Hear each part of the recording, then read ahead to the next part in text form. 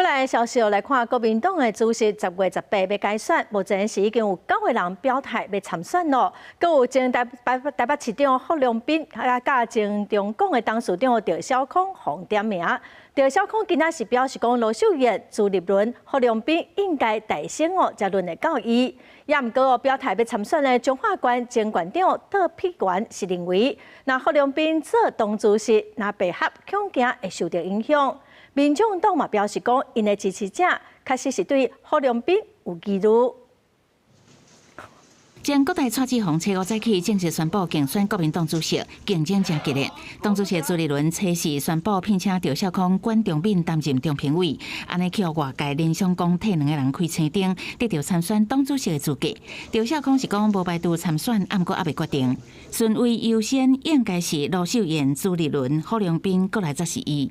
那希望我出来，如果他们3个不行，我就选。就是说我跟郝龙斌2个人绝对不会同时出现在竞选名单上。我们不会2个一起选。不过已经表明参选的中华县前县长邓丕元认为，若是前台北市长霍良斌担任党主席，那被后信会转来到原点，恐惊伤害那白合。霍良斌嘛罕见的大文化讲司法爱独立公正，挺挂问题。伊安尼做，互外界解读是参选党主席的起手式，先甲民众党和解。我们的一些支持者对于不管游淑慧或是钟小平，他们有一定的看法。当然，游淑慧跟那个郝龙斌郝市长也有一定的亲近的关系，所以有些支持者的确对郝龙斌先生有点疑虑。若是立赢初3成立选对会，也互人批评拄啊结束大罢免，随伫咧为2026选举布局。徐国勇表示，比起若要选战，民进党已经算慢一步啊，而且政党的目的都是为了选举。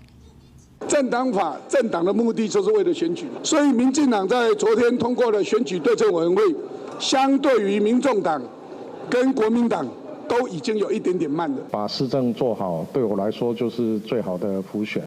民进党2026选对会由总统府主席区议员、民进党秘书长徐国勇担任共同召集人，总统赖清德甲各县市首长，包括高雄市长陈其迈，拢无排入去。记者采访报道。